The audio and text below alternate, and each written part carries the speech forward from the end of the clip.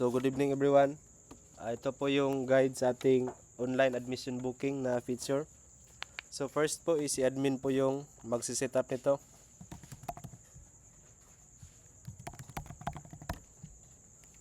Punta po tayo sa settings, school information. Then online admission booking. Since naka-no po ito, try natin to access sa student. Create an account.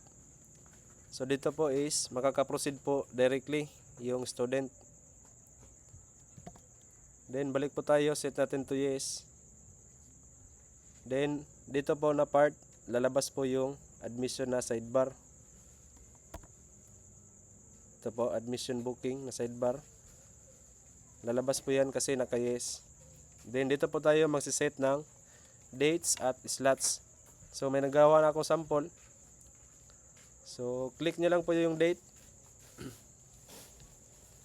Sample Wednesday. So set po natin ilang slot. So 40. Then sa student side po, create an account. So before they can proceed po is need nila mag-select ng available na slot. So example ito, Monday, confirm appointment. So ito po makikita po ng student yung kanyang admission appointment.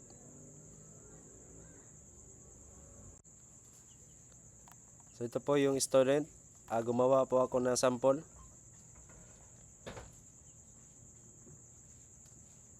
So naka-listable po yan. So si student po need niya po i-download yung kanyang credential before siya maka-proceed to login. So next po, check po natin since may nagawa na tayong student na nag-enroll sa kanyang selected na slots. So naging 19 lang po out of 20. So ngayon check natin sa email kasi yung system natin nag-i-email naman to.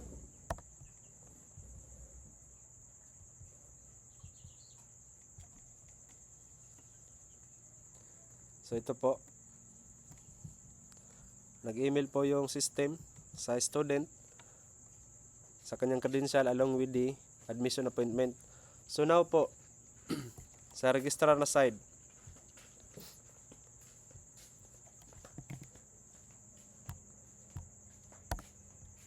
so meron po siyang sidebar dito na booking applicants.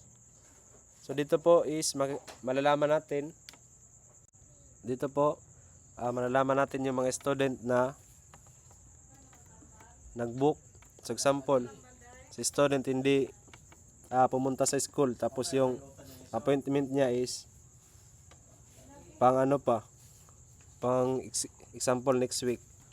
So may way tayo na ma-verify. Then example, itong yung sample natin na student ngayon is appointment niya June 1. So by June 1 sa registrar, pag pumunta yung student, then isi-serve nyo lang ito sa action button, mark as serve. Serve means pumunta siya sa kanyang schedule.